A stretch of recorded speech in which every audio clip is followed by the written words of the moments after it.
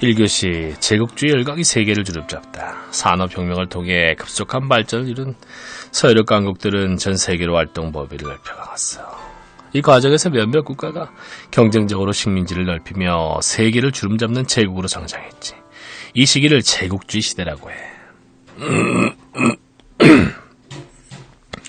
오늘은 유럽 열강이 치열하게 경쟁을 벌였던 제국주의 시대로 떠나보자.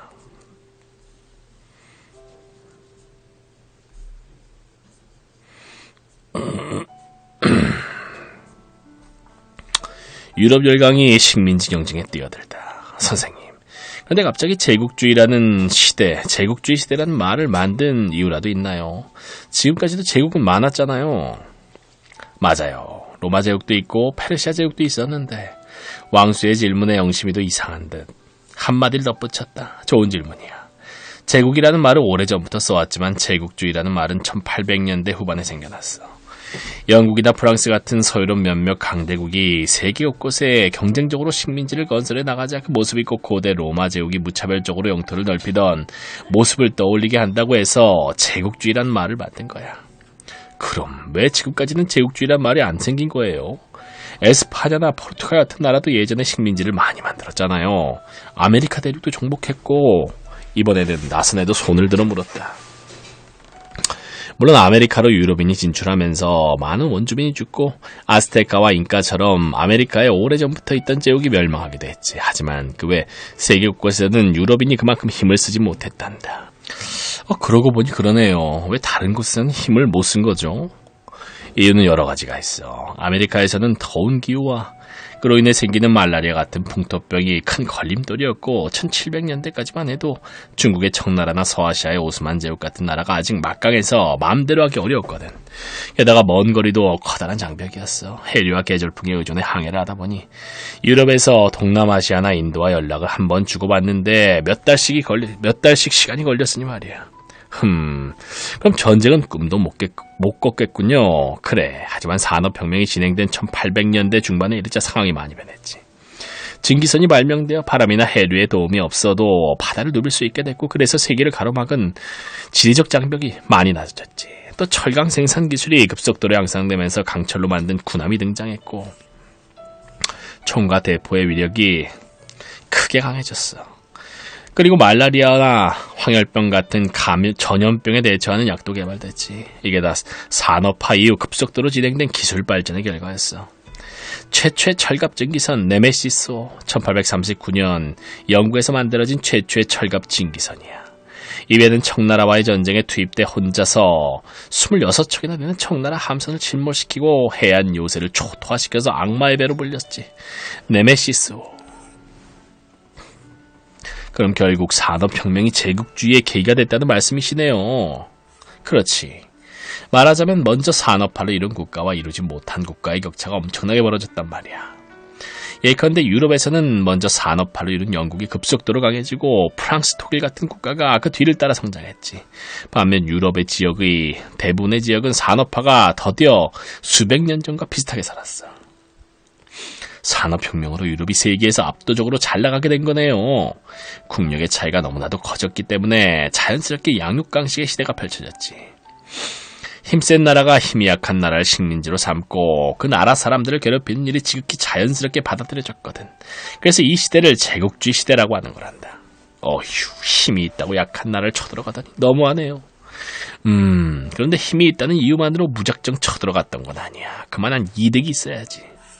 하긴 그렇겠네요. 어떤 이득을 보는데요. 짱하다가 뒷머리를 긁으며 고개를 갸웃거렸다. 산업혁명이 유럽의 공장에서는 값싸고 질 좋은 물건들을 쏟아져 나왔어. 그 덕분에 공장을 운영하는 기업가들은 많은 돈을 벌고 정치적으로도 목소리가 커졌지. 그런데 기업가가 이렇게 계속 공장을 돌리려면 필요한 게 있어. 그게 뭔데요? 일단 제품을 생산하는데 필요한 원료야. 많은 원료를 쉽고 싸게 구할 수 있어야 제품을 안정적으로 생산해서 팔 수 있거든. 제국주의 국가들은 원료를 확보하기 위해 경쟁적으로 식민지 건설에 나선 거야. 무슨 원료를 식민지까지 만들면서 찾아야 돼요. 면직물의 재료인 모카만 해도 따뜻하고 건조한 지방에서 잘 자라는 식물이라 유럽에선 대량으로 키우기 어려웠거든. 그래서 영국은 인도를 식민지로 삼은 뒤 대규모 모카 농장을 건설했어. 그리고 식민지를 건설하면 또 다른 장점이 있지. 바로 본국에서 생산된 제품을 식민지에 독점적으로 팔 수 있다는 거야. 시장 확보.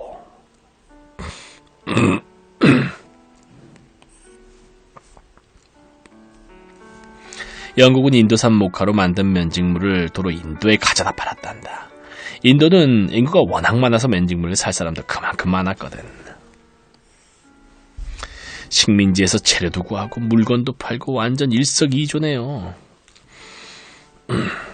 곽두의 말에 용 선생은 가만히 고개를 끄덕였다. 그렇지. 산업화가 급속히 진행되면서 필요한 자원은 점점 다양해졌어. 예컨대 타이어의 재료인 고무나 화학공학에 필수적으로 사용되고 연료로도 쓰이는 석유 같은 자원이 대표적이지. 또 부자가 늘어나면서 금이나 다이아몬드 같은 귀금속과 보석을 찾는 사람도 많아졌단다. 이런 자원 역시 유럽에서는 구하기 어렵기 때문에 유럽 강국들은 더더욱 식민지를 건설하는 데 열을 올렸지. 결국 필요한 자원을 탈탈 털어가기 위해 식민지를 건설했다는 말씀이시군요. 근데 재미있는 사실이 있어. 사실 제국주의 시대 유럽 열강이 식민지를 건설해서 얻은 이득은 생각만큼 크지 않았단다. 그건 또 무슨 말씀이세요? 뜻밖의 이야기에 아이들이 고개를 갸웃거렸다. 일단 자원이 많은 나라를 정복해 식민지로 삼는다 해도 막상 그 자원을 개발해서 안정적으로 이용하려면 복잡한 과정을 거쳐야 해. 현지에서 일할 사람을 고용하고 철도를 놓고 군대를 파견해서 주둔시키고 전부 돈 들어가는 일이지. 게다가 혹시 식민지에서 큰 전쟁이라도 터지면 전쟁 비용 때문에 배보다 배꼽이 더 커지는 일도 자주 발생했어. 에이, 그럼 왜 그렇게 다들 열심히 식민지를 건설한 건데요? 식민지 개척을 일종의 국가 간 자존심 싸움으로 생각했기 때문이야. 특히 1800년대 초반 들어 유럽에서 민족주의가 성장하고 국민국가가 건설되자 각국 국민들 사이에서는 자존심 경쟁이 더욱 치열해졌어요. 민족국가, 국민 사이, 각국 국민 사이의 자존심 경쟁. 그러니까 자기 민족과 다른 나라가 다른 나라보다 훨씬 우수하다는 걸 증명하려고 식민지 건설에 적극적으로 나섰단다. 식민지가 실제로 이득이 되었는지는 나중 문제였어. 어휴, 별 이득도 안 되는데 자존심 때문에 식민지를 만들었다는 거죠. 그래서 독일을 통일한 비스마르크는 식민지 개척에 부정적이었단다. 식민지 경쟁을 펼치는 과정에서 괜히 유럽의 다른 나라와 사이만 나빠질 뿐 정작 이득은 크지 않다고 생각했거든. 하지만 이득이 크더라도 힘약한 나라를 함부로 침략해서 괴롭히면 안 되는 거죠. 영심이가 불만인 듯 중얼거리자 용선생은 어깨를 으쓱했다. 그 당시 유럽 사람들은 자기들이 약한 나라를 괴롭힌다고 생각하지 않았어. 군대를 이끌고 침략해서 식민지로 삼았으면서도요. 1800년대 중반의 유럽 사람들은 스스로를 세계에서 제일 가는 문명인이라고 생각했어. 그래서 유럽이 전 세계를 지배하는 것이 당연한 일이고 더 나아가 야만적인 아시아와 아프리카 세계를 지배하며 앞선 문명을 전파하는 것이 유럽인의 의무라고 여겼지. 심지어 백인이 흑인과 황인에 비해 인종적으로 우수하기 때문에 유럽인이 가장 우월한 문명을 이룩한 거라고 생각하기도 했어. 이렇게 문명을 전파하는 것이 백인의 짐이라고 이야기한 사람도 있을 정도야. 백인의 짐? 그게 무슨 뜻이에요? 야만스러운 흑인과 황인을 잘 다스려서 문명세계로 안내하는 것이 백인이 짊어져야 할 짐이란 뜻이지. 맙소사, 그게 무슨 헛소리예요? 제국주의 시대에는 백인이 다른 인종보다 우월하다고 생각하는 생각을 대부분 당연하게 여겼어. 비교적 최근인 1950년대까지도 인종 간 능력의 차이가 있다는 이론이 과학적으로 꽤 진지하게 연구됐단다. 정말 별 이상한 생각을 다 하고 살았네요. 나스네가 입을 삐죽거렸다. 먼 옛날 이야기처럼 들릴지 몰라도 제국주의 시대에 만들어진 온갖 국제 질서가 오늘날까지 이 순간에도 영향을 미치고 있어. 그럼 지금부터 유럽의 강국들이 세계 곳곳에 식민지를 건설하는 과정을 차근차근 살펴보자꾸나. 우선 인도로 가볼까? 영국이 동인도 회사를 앞세워 인도를 집어삼키다. 용 선생이 인도 지도를 펼치며 설명하기 시작했다. 영국의 인도 침략은 1700년대 중반부터 시작됐단다. 인도 침략은 영국 정부가 아니라 인도 무역을 독점하던 영국 동인도 회사가 주도했어. 무역 회사가요? 동인도 회사는 자체적으로 군대를 거느리고 화폐도 발행하고 조약도 맺을 수 있는 회사라서 사실상 하나의 국가나 다름없었거든. 영국 동인도 회사는 1757년 프라시 전투에서 승리해 인도에 들어와 있던 프랑스를 몰아내고 인도에서 주도권을 잡았어. 뒤이어 무굴 제국과의 전쟁에서 승리해 인도의 비하르와 벵갈 지역에서 세금을 거둘 권리를 얻어냈지. 회사가 세금도 거둬요. 그래. 원래 인도에서는 황제가 지방의 영주에게 세금을 거둘 권리를 주고 그 중에 일부를 받는 식으로 나라를 통치하는 경우가 많았어. 그러니까 영국 동인도 회사를 인도의 영주로 인정한 셈이지. 비아르와 벵갈 지역.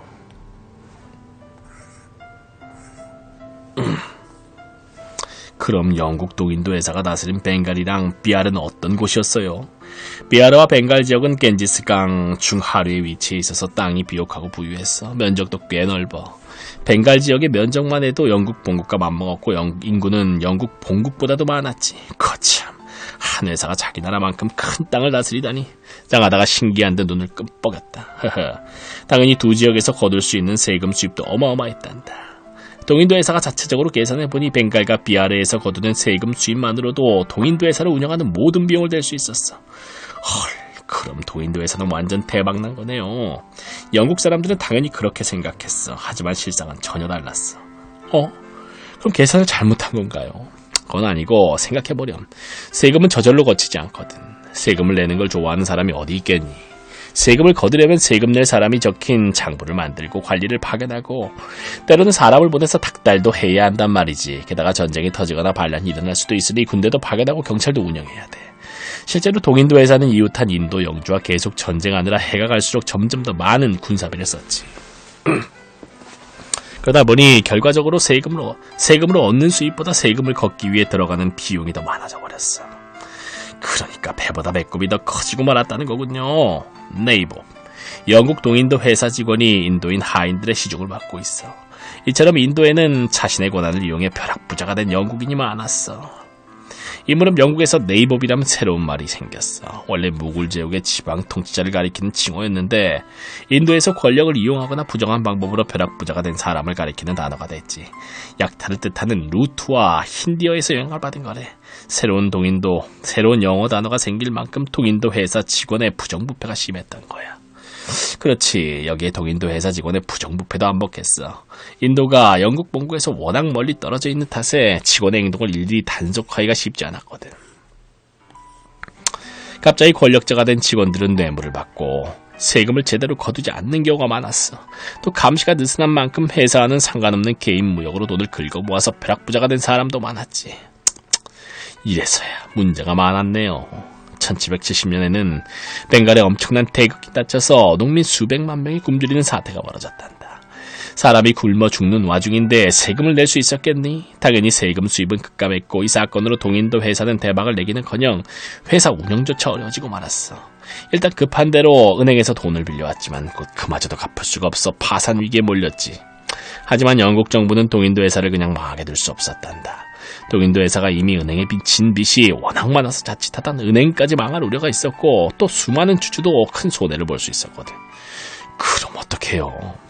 영국 정부가 나서서 동인도 회사에 자금을 지원해줬어. 일단 시급한 빚부터 갚으라는 의미에서였지. 또 동인도 회사가 중국에서 수입한 홍차를 아메리카 식민지에 팔 때 유리하도록 홍차법을 만들었지. 홍차법. 1773년 영국 정부는 동인도 회사를 위해 홍차법을 만들어서 아메리카 식민지에서 차교육에 물리던 세금을 면제해줬어. 이에 식민지 상인들은 크게 반발했고 미국 독립전쟁의 계기가 된 보스턴 차 사건이 터지게 돼. 자세한 내용은 8권 3교시를 다시 읽어버려. 그 대신 이제부터는 회사의 경영에 영국 정부가 참여하기로 했단다. 회사 일에 정부가 어떻게 참여하는데요? 우선 벵갈에 총독을 보내 동인도 회사의 인도 지배를 감독하도록 했어. 여기에 1784년에는 새로운 감독기관을 만들어서 동인도 회사의 운영에 직접 간섭을 했지. 영국 정부가 인도 지배에 보다 깊숙이 관여하게 된 거야. 그럼 이제 동인도 회사는 어떻게 되는 거예요? 동인도 회사는 영국 정부와 총독의 지시를 받아 인도를 지배하는 일종의 식민지 정부 역할을 하게 된단다. 이로써 인도에서 영국 정부가 임명한 식민지 정부와 총독이 처음으로 활동하게 됐어. 총독은 우선 혼란스러운 인도 현지 상황을 안전시키려고 했어. 동인도 회사 직원들의 부정부패를 철저히 단속하고 지나치게 높은 세율을 조정해 인도인의 불만을 줄여나갔지. 또 현지의 인도인 협조자를 찾아서 관리로 임명하기도 했어. 여기에 더해 전쟁을 벌여 인도 아대륙 전체로 영국 세력을 넓혀갔단다. 전쟁을 하면 돈이 많이 들어갈 텐데. 맞아. 영국 정부도 처음엔 세력 확장에 소극적이었지. 영국 정부가 인도 정복에 나선 건 나폴레옹 때문이었어. 1798년 나폴레옹이 이집트를 정복하는 바람에 비상이 걸린 거야. 나폴레옹이 서아시아를 거쳐 인도까지 쳐들어올 거란 소문이 파다했거든. 영국의 침략에 맞서 싸우던 인도의 영주들은 슬금슬금 프랑스에 기다렸지. 그러자 프랑스가 인도를 넘보지 못하도록 더 늦기 전에 인도를 완전히 장악해야 한다는 목소리가 커졌어. 그래서 적극적으로 세력을 넓혀간 거군요. 영국 동인도에서는 1798년부터 폭발적으로 영토를 넓혀갔지. 그리고 나폴레옹이 몰락한 이후에도 영국의 영토 확장은 계속됐지. 50년이 지나 1850년대에 이르렀을 땐 인도 아대륙의 절반 이상이 영국의 직접적인 지배를 받게 돼. 나머지 절반도 외교권이나 군사권을 빼앗긴 상태라 식민지와 다름없었지. 그래서 적극적으로 세력을 넓혀간 거군요. 영국 동인도에서는 1798년부터 폭발적으로 영토를 넓혀나갔어. 그리고 나폴레옹이 몰락한 이후에도 영국의 영토 확장은 계속됐지. 50년이 지나 1850년대에 이르렀을 땐 인도 아대륙의 절반 이상이 영국의 직접적인 지배를 받게 돼. 나머지 절반도 외교권이나 군사권을 빼앗긴 상태라 식민지와 다름없었지. 1800년대 영국은 인도 전역으로 세력을 넓혀갔어. 우와, 50년 만에 인도 전체를 장악하던 영국도 대단하네요. 물론 영국군이 막강하긴 했지. 하지만 머나먼 인도에서 전쟁을 벌이는 건 영국에게도 큰 부담이었어. 그래서 영국은 되도록 전쟁을 피하려 했단다. 전쟁을 안 하고 어떻게 영토를 넓혀요? 방법이야 많지. 예컨대 영국군이 보호해주겠다는 핑계로 군대를 보내 주둔시키거나 인도 영주가 풍요로운 생활을 고스란히 누릴 수 있게 보장하면서 외교권이나 자원개발권 같은 알짜배기 권리만 빼앗아버리는 방법이 있어. 또는 그냥 영주에게 돈을 주고 지배권을 사는 방법도 있었지. 이렇게 영국이 인도에서 써먹은 여러가지 수법은 훗날 다른 제국주의 국가들이 세계 곳곳을 정복해 나갈 때 본보기가 되었단다.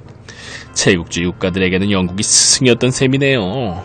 영심이가 입을 삐쭉 내밀며 중얼거렸다. 선생님, 이제 동인도에서는 식민지만 다스리고 무역은 안 하는 거예요? 좋은 질문이야. 무역도 했어. 영국 동인도에서는 1800년대 초반까지도 여전히 영국과 아시아 사이에 무역 독점권을 가지고 있었거든. 특히 1800년대에 들어서면 인도에서 아편을 만들어 중국에 팔고 중국에서 차를 수입해 영국에 팔아서 많은 이득을 보았지. 하지만 산업혁명이 진행되면서 동인도 회사의 무역 독점권을 취소해달라는 요구가 거세게 일어났어. 영국의 기업가들이 공장에서 생산된 각종 제품을 인도와 중국에 팔고 싶은데 동인도 회사의 무역 독점권 때문에 사업을 시작할 수 없었기 때문이야. 그럼 영국 정부가 독점권을 취소해줬나요? 이 무렵 영국에서는 기업가의 정치 영향력이 점점 커지고 있었거든. 그래서 1813년에는 동인도 회사의 인도 무역 독점권이 취소됐고 뒤이어 1833년에는 중국 무역 독점권도 취소됐단다. 이후 동인도 회사는 무역 활동은 접고 인도 지배에만 집중했지. 그거 참. 그럼 이름은 회사인데 장사는 안 하는 거네요. 장하다가 뒷머리를 긁으며 중얼거렸다. 동인도 회사 같은 독점 무역 회사를 만들고 국가가 팍팍 밀어주는 건 유럽이나 아시아 하계가 몹시 위험하고 어려웠던 1600년대에나 어울리는 낡은 정책이었어. 그래야 상인들이 좀 더 수월하게 사업에 뛰어들 수 있었으니까 말이야. 하지만 기술 발달로 인도 항해가 비교적 손쉬워진 1800년대 이런 정책은 기업가들에게 방해만 될 뿐이었단다. 사라지는 게 자연스러운 순서였지. 그럼 다른 동인도 회사도 마찬가지였나요? 비슷해. 이번에는 동남아시아로 가서 네덜란드 동인도 회사의 사정을 알아보자. 용선생의 핵심 정리. 영국 동인도 회사는 프랑스를 몰아내 인도에서 주도권을 잡고 벵갈의 세금 진구권을 얻음. 그러나 회사 운영이 어려워지자 영국 정부가 직접 인도 지배에 참여하며 점차 인도 전역으로 식민지를 넓힘. 열강이 동남아시아와 태평양의 섬들을 식민지로 만들다. 예전에 네덜란드 동인도 회사가 포르투갈을 몰아내고 동남아시아를 단단히 장악했다고 말씀하셨어요. 나선의 대답에 용선생이 고개를 끄덕였다. 잘 기억하고 있구나. 하지만 네덜란드 동인도 회사의 경영사정은 1600년대 말부터 꾸준히 악화됐어. 이 무렵 정성공 세력이 타이완을 빼앗는 바람에 네덜란드와 중국 사이의 무역이 크게 줄어들었거든. 일본의 에도 막부가 쇄국 정책을 강화하며 대외 무역량을 많이 줄인 것도 큰 타격이었어. 여기에 아시아산 물건이 유럽에서 점점 흔해지자 예전처럼 이득을 보기도 어려웠지. 그래서 네덜란드 동인도 회사는 단순한 무역 활동에서 한 걸음 더 나아가 동남아시아를 식민지로 만들기 시작했단다.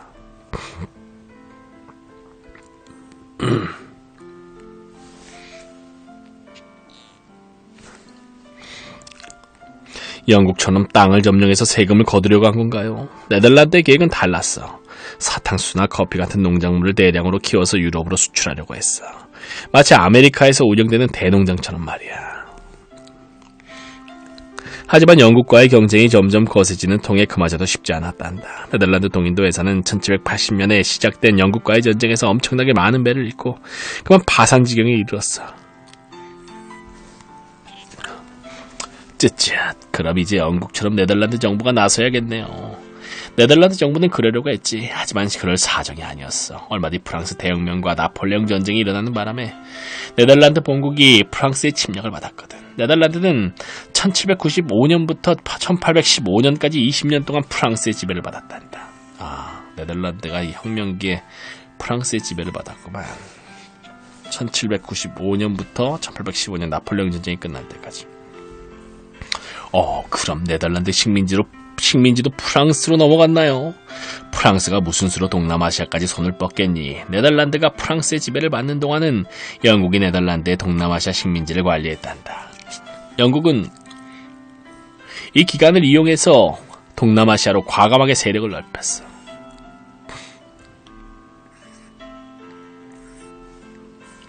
우와, 그럼 이제 동남아시아까지 영국 차지가 된 거네요. 그건 아니야. 프랑스 혁명 전쟁이 끝나고 네덜란드가 다시 독립하자 영국은 동남아시아의 식민지 분배를 두고 네덜란드와 담판을 벌여야 했어. 그 결과 영국은 말레이 반도를 가지고 자와섬을 비롯한 도서부 동남아시아는 네덜란드에 돌려주었지. 영국이 신기하게 욕심을 부리지 않았네요.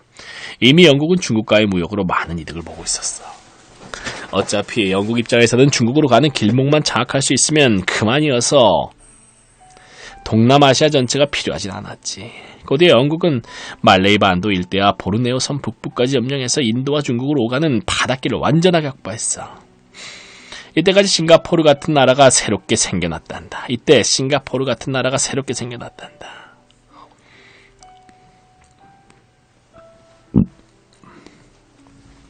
영국은 목적이 뚜렷했군요. 싱가포르. 영국이 1819년에 동남아시아에 무역 거점을 만들기 위해 개발한 도시로 현재는 동남아시아에서 아주 부유한 나라 중 하나야.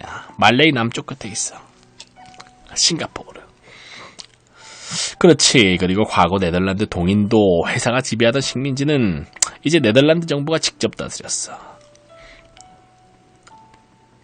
네덜란드 정부는 옛날보다 훨씬 공격적으로 영토 확장에 나섰단다. 그 결과 60년 사이에 사실상 오늘날 인도네시아에 해당하는 섬 지역 전체가 네덜란드의 지배 아래 놓이게 돼.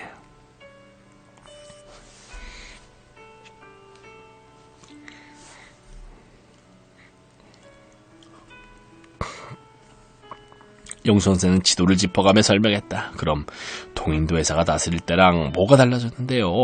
비슷해. 네덜란드는 동남아시아의 농민에게 사탕수수와 커피, 담배 같은 상품 작물을 대량으로 재배하게 해서 유럽으로 가져다 팔았단다. 하지만 정작 농사를 지은 현지 주민들에게는 제대로 값을 쳐주지 않았어. 게다가 상품 작물 재배가 늘어난 만큼 쌀 농사를 지을 땅이 줄었기 때문에 원주민들은 굶주리기 일쑤였지. 정말 너무하네요. 영시비가 팔짱을 낀 채로 투덜거렸다. 그때 나스네가 손을 번쩍 들었다. 근데 선생님, 베트남이나 타이 같은 나라는 유럽의 침략을 안 받았어요? 그 나라들도 유럽 식민지가 되긴 했어. 하지만 시기는 좀 늦었지. 미얀마, 베트남, 타이 같은 나라들은 명목상 청나라의 조공을 바치는 속국이기 때문에 유럽 열강도 청나라의 눈치를 볼 수밖에 없었거든. 아직은 청나라가 제법 강했군요. 하지만 1842년에 청나라가 영국과의 전쟁에서 크게 패하자 본격적으로 침략을 시작했단다. 1852년에는 영국이 미얀마를 공격해 해안 지역을 모조리 빼앗았어. 이로써 인도에서 중국까지 가는 해안 지역은 거의 다 영국의 손아귀에 들어갔지. 남은 건 베트남뿐이었어. 이쯤 되자 영국의 영원한 라이벌인 프랑스도 가만히 있지 않았단다.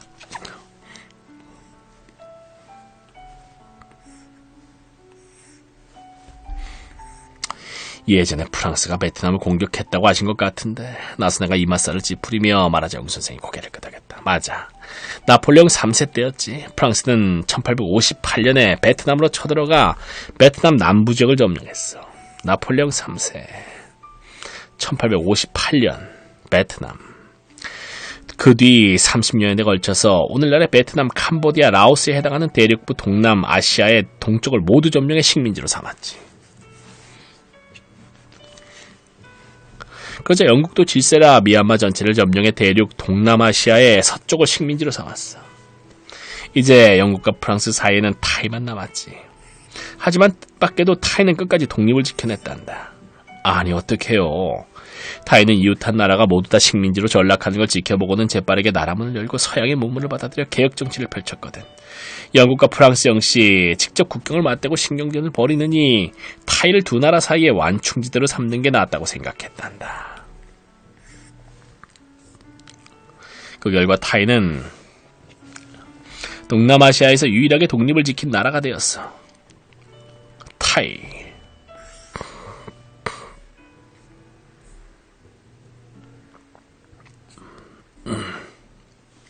휴, 독립을 지킨 나라가 있었다니 대단하네요.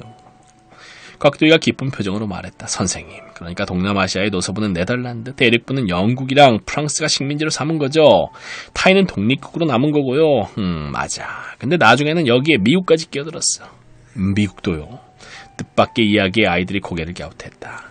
1800년대 말 무렵 미국은 서부 개척을 어느 정도 마무리 짓고 밖으로 눈을 돌렸어. 유럽 열강처럼 식민지 개척에 뛰어든 거지. 특히 미국은 태평양을 건너서 중국으로 향하는 바닷길에 관심이 많았어.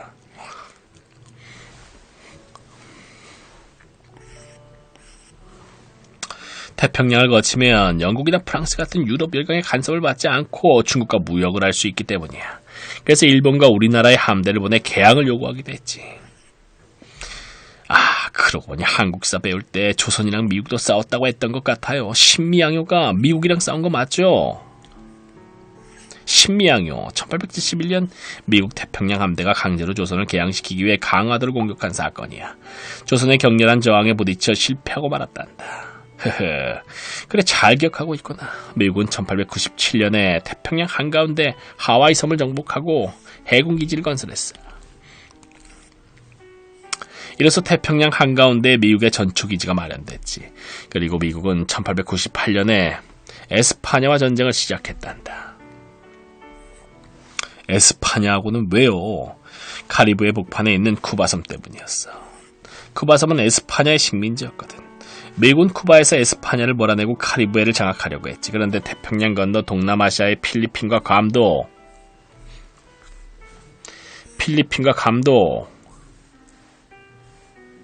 에스파냐의 식민지였단다. 그러니까 에스파냐를 공격하면 자연스럽게 동남아시아에도 거점을 마련할 수 있었던 거야. 우와, 에스파냐도 여기저기 식민지가 꽤 많았네요. 다 먼 옛날에 영광의 흔적일 뿐 식민지를 지킬 힘은 없었어. 에스파냐는 이미 몰락해서 유럽에서도 삼류국가 취급을 받았거든. 미국은 에스파냐를 거침없이 깨부수고 필리핀과 괌을 빼앗았단다. 카리브해에서는 쿠바를 독립시키고 푸에르토리코를 빼앗았지. 이로써 미국은 동남아시아까지 영향력을 미치는 제국으로 성장했어. 영국, 네덜란드, 프랑스, 미국까지 다들 식민지를 차지하려고 눈을 벌겠군요. 그나마 인도와 동남아시아에서는 서로 경쟁이 덜한 편이었지. 유럽에서 제법 거리가 있다 보니 영국이나 프랑스 같은 강국이 아니면 쉽게 식민지를 만들어 관리할 수 없었거든. 하지만 유럽에서 비교적 가까운 아프리카 대륙은 그야말로 완전히 아수라장이 되었다.